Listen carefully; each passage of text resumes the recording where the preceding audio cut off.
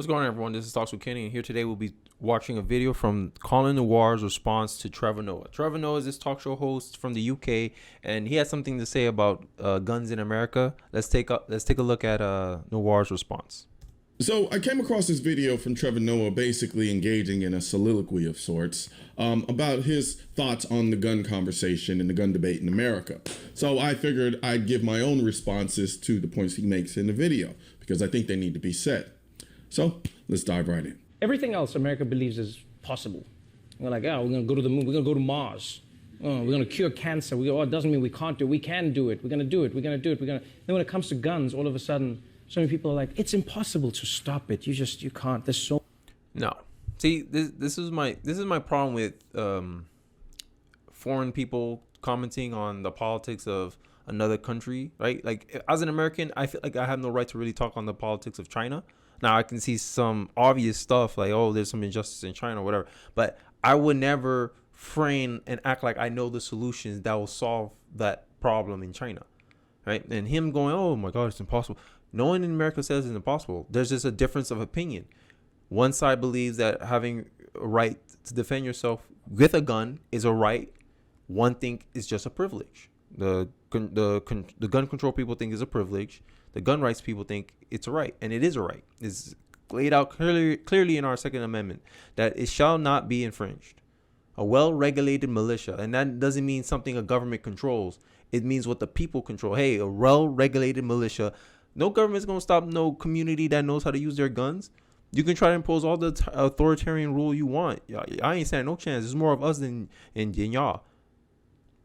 And the whole point of the gun debate is that one thinks that just taking all the guns away will make life okay. It won't.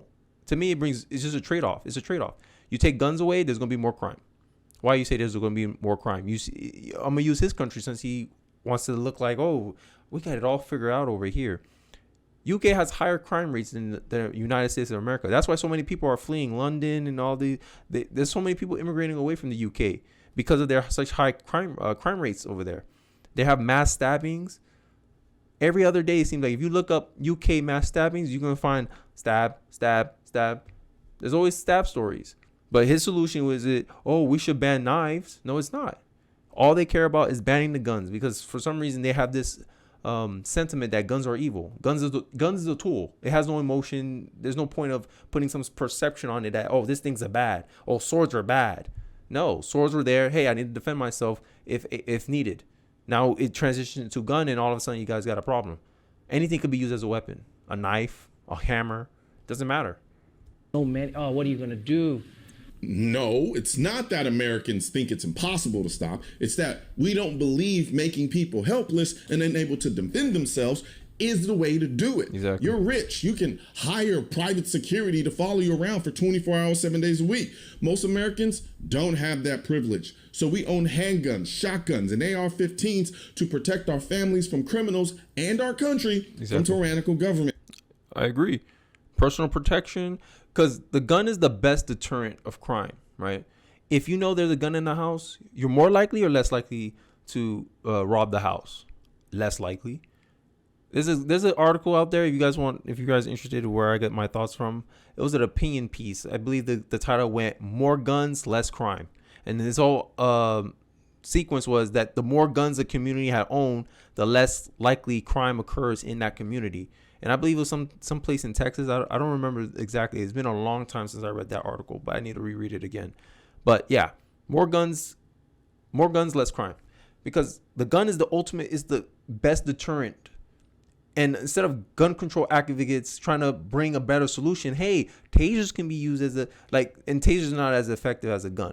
But if they don't substitute that, because that's a concern that many people, especially me, that I'm thinking about owning a gun, that's a concern I have. And the gun control advocates, what they do is they try to gaslight you emotionally. Oh my God, you don't need that. Only bad people want to have guns. Only mass shooters want guns. No, the gun's not bad. It's the person that's bad. And if the person decided to carry out with a knife, you won't blame the knife. But if it's a gun, you guys got to be consistent here. Either it's the weapon or it's the person. You can't flip flop between the two. Because in UK, y'all got mass stabbing problem, and y'all not out here trying to pass legislation in your country to ban all knives, are you? No, you're not. You may not like that, yet here you are in America making millions by giving us backhanded compliments and then trying to shame us because we won't bow down to daddy government and say, please take our guns away from us and protect us. The irony. People try and make it a game of whack-a-mole when it comes to solving problems. You know, you propose any type of solution and they go, well, that wouldn't have solved this one. This wouldn't. Because it's true. It wouldn't have. Gun-free zones make places a target. Right, and if you have an argument against gun-free zones, just because put a sign on your house saying that there's no guns in this house, and see if your house is gonna get robbed. A lot of y'all won't do that. Y'all won't put a sign saying there's no guns in this house or this is a gun-free zone because you know it'll make you a target.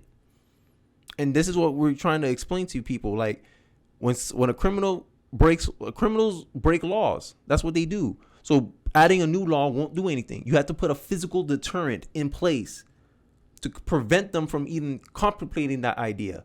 A bank can have private security, but you don't think public schools deserve one too? Come on. Who really care about kids here? You using kids, like this one thing I don't like about people who are on the left. They like to use kids as political props. Oh my God, think of the children. Look at the lives killed, taken away by the gun. No, look at the lives taken away by the person. And it always has to end with a gun. Only a gun can stop a gun. Equal and opposite. If someone comes with a gun, you're not going to come in with a knife and then, like, it's not the movies. There's only one way you can deal with force. It has to be equal. Equal leverage points. You got a gun, so to stop him, you're at his mercy, or someone with a gun has to stop him. The good guy with the gun argument. Yes, I'm going with that. Because this is the best argument. Because that's the only way you can deal with randomized attacks is that there's a randomized good guy with a gun. That's it. Because mass shootings are evil. You can't like look into the future and find when the mass shooting is going to happen and then instill laws or put police there in place to prevent it. Because the fastest response time on record is 5 minutes from the police. That means you got 5 minutes to save yourself and somehow survive from a mass shooting. But dude in Greenwell Mall, 15 seconds, 10 shots, hit 8 of them, killed the dude. Less than in 15 seconds from 40 yards out. Because he trains well with his gun. And if there was more trained citizens with their guns like that, mass shooters would think twice before they would want to try to do something like that again. But we don't give any physical consequence to crime. This is why in democratic cities, crime is so rampant. Because they're soft on criminals. The Republicans are hard on criminals. In blue states, top 5 in crime in a city. I think St. Louis is the top. Chicago's up there. New York's up there. San Francisco's up there now, but then they want to get mad at you when you want to have a gun to protect yourself from, because obviously the people on the responsible for enforcing laws are not enforcing the laws. So now you have to take it onto your own hands to protect you and your family. Wouldn't have stopped that. You're like, yeah, but that's not how solutions work, right? There is no problem that is going to be solved by one solution. A lot of the time, big problems require. Yes, but Trevor Noah makes it that way. Oh, there's only one solution to solve this problem. And if you give any other solution other than ban this gun, they're not going to take it. I thought we were supposed to compromise here, but there's no compromise anyway. We gave them background checks, right? We upped the age. Now they want to ban the very thing. We see it. You're just going to keep going because it's not going to stop anything. And then when the mass shooting happen again, you're going to be like, okay, now we got to add this new thing. Now we got to add this new thing. And then eventually you're going to come to a point where I guess we just got to ban all guns. A multitude of solutions. And what you do is you try and fix it incrementally, step by step. Trevor, your only solution is to further restrict the constitutional right. We aren't playing whack-a-mole, we're playing Dungeons and Dragons, trying to defend the castle that is our two-way rights that you and your mainstream media cohorts keep trying to siege upon at every opportunity. You're not incrementally trying to solve a problem, you're incrementally trying to ban guns. More people are killed with handguns and rifles. If you're willing to ban rifles, why wouldn't the next incremental step be to ban handguns? Exactly. So mass shooting only accounts for 4% of gun deaths, right? But the main way they use to try to push their gun control laws is with the mass shootings. Mass shootings is the only justification they have to, this is why we need to ban guns for something that only occurs 4%. It's obvious where you want to go with this. You want to secure a win, and then when you want to try to ban something else, it's why you let us ban this one though? That's why we don't give an inch anymore, because we felt like we already compromised enough, and now it's time for you, the gun control people, to compromise. 50 years we've been trying to implement gun control laws, and it hasn't worked yet. And then your answer is always more of the same, more of the same. And then you saying, oh, we're not coming after your guns. We're not stupid. Look at cars, for instance. Cars is a simple idea, right? When they started off, it was like a bucket with wooden wheels. You just crashed and you died. That was it. And then over time, people said, well, why don't we improve it? Why don't we say it has to have brakes? We never thought of brakes. Let's add that. Let's add brakes, and let's add this, and let's add seat belts. We've gotten to the point where cars drive themselves now, and still we say, we've got to write laws. We still say, let's make sure that a self-driving car adheres to certain standards. Let's make sure that it hasn't stopped. And yet somehow with guns, it just stopped. You know, it's such a strange argument for me. It's not a strange argument because you're not arguing in the same environment. In the U.S., in American culture, and it's not even a culture, gun ownership is a right. Every citizen is allowed that right unless they do something that they get that right taken away. Correct? You commit a crime, hey, you've seen as high risk, we won't let you have a gun. Simple. So you're trying to argue, hey, we're going to take away these rights. Oh, we're going to make it harder for the everyday citizen to get these guns. You want to put licensing, concealed carries. What else? What else is it? Background checks. Oh, you got to pay a fee. You got to train with your gun. We got to wait 6 months before you get your gun. Right? And what if the person needed the gun urgently and that's why they bought it? See, there's a trade-off you make. The more restrictions you make on a purchase, the longer it takes for you to get it. And what if you're in an urgent need of, hey, I need to protect myself. My house got robbed last week. I want to buy a gun to protect me and my family because we think it's going to happen again. And then New York tells you, oh, we got to wait 6 weeks. Oh, you got to pay this fee. Oh, you just making it, you make the process so arduous that the person is like, oh, forget it. I'm going to just get a bat and hope for the best. Oh, but that wouldn't have fixed it. Yeah, but if you see a loophole, why not fix it before at least? And all this talk he's talking about, that only applies to a law-abiding citizen. If a criminal, imagine a criminal don't drive with no license, probably a suspended license, right? He's not going to obey the speed limit. What makes you think he's going to obey all this other stuff? If he gets it through illegal means, higher advantage than a common citizen because he knows, oh, everyone that has, these law-abiding citizens got to follow the rules. I know they don't got weapons on them. And people say, oh, if you ban guns across the U.S., I'm going to tell you that's not true because we have I don't know if you heard, we have an immigration problem. Immigrants are able to just come freely into our state, into our country. What makes you think the cartels won't shift from importing drugs to importing weapons? Now the country's really wrecked. Because if these illegals are armed, they will be like, oh, they don't got no guns in this country. We can just run. We can take over.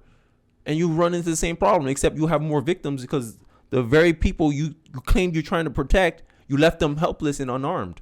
The safety issue is the biggest rejection against gun control laws because it only affects law-abiding citizens. It doesn't do anything to the criminals.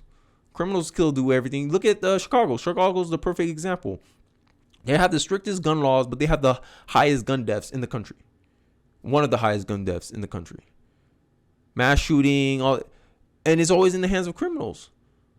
But I'm supposed to expect, oh, it works. Oh, they take it from other countries. That's bullcrap. But hey, let's continue.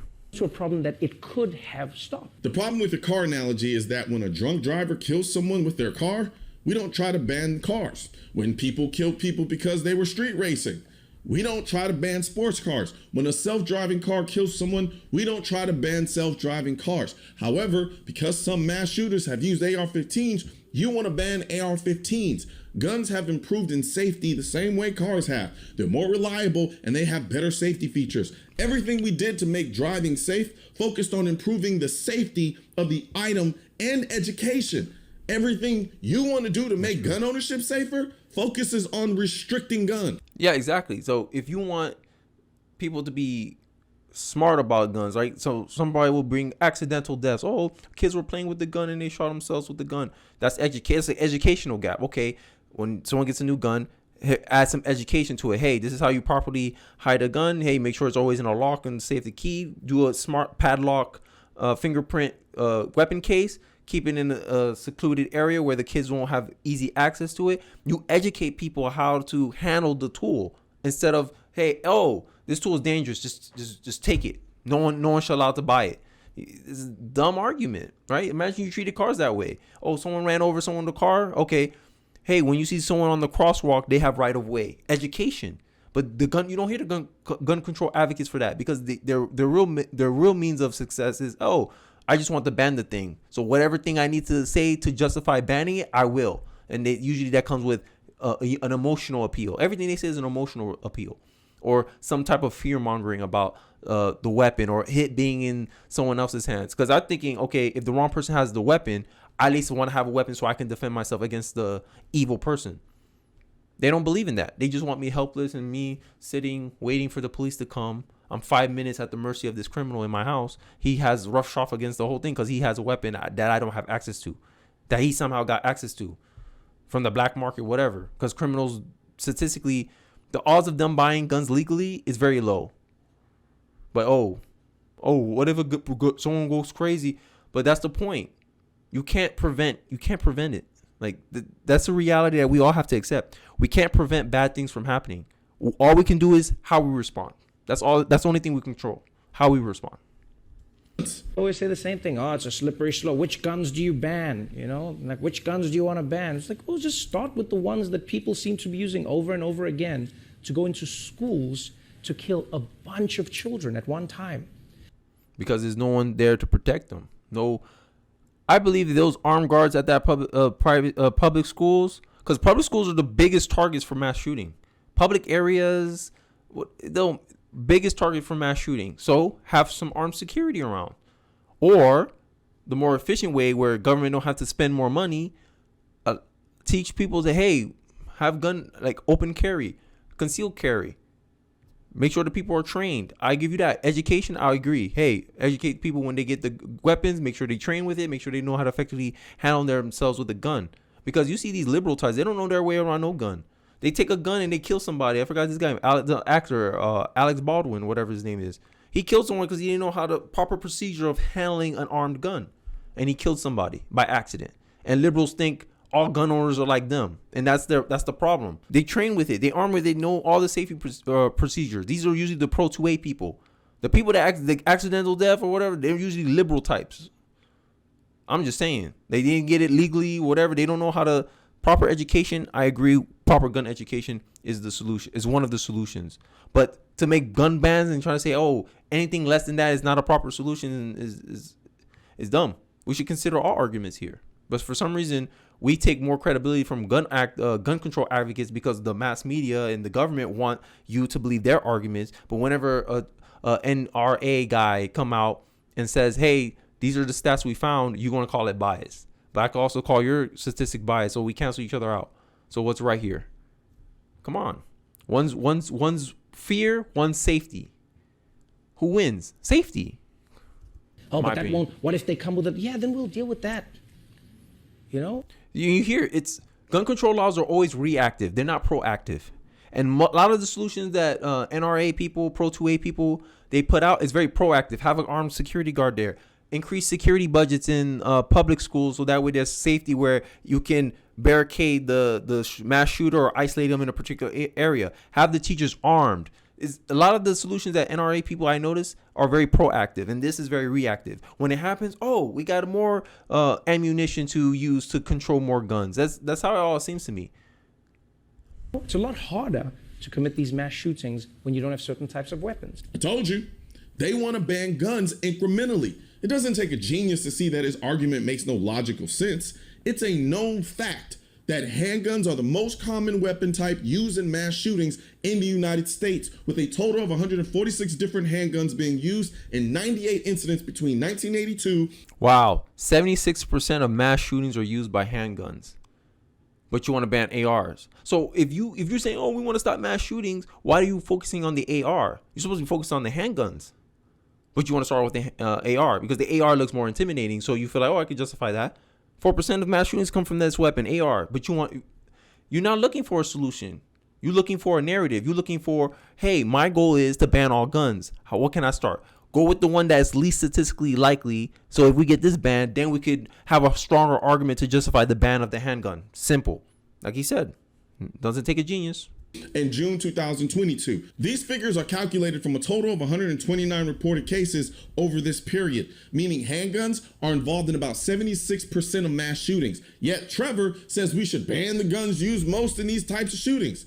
Those are handguns. But you're talking about banning AR-15s. You just want to push a narrative. And then telling us we'll deal with the rest later. That means you're arguing from pure ignorance in that you don't know the data, or you're arguing from pure emotion because AR-15s scare you, or you're doing exactly what I know you're doing. You're being deceptive in that you know it's easier to go after AR-15s now, only to come after handguns next. Exactly. The most deadly school shooting in U.S. history was Virginia Tech. The shooter killed 33 people with handguns. You want to tell me again about how having certain guns that make it easier to kill a bunch of people need to be banned? People are like, oh, it wouldn't fix it. Yeah, nothing fixes. Hey, man, I'm spinning some facts, man. Hey, you can watch the rest of the video on your own. Honestly, I'm pro 2A. Like, hey, anything that puts the power in the people's hands, in the individual's hands, I'm for it. I'm biased against any laws that somehow restrict the individual from being self-reliant. That's just my stance. But let me know what you guys think in the comment section below. Don't forget to like, share, and subscribe, and I'll see you guys on the next one. Peace.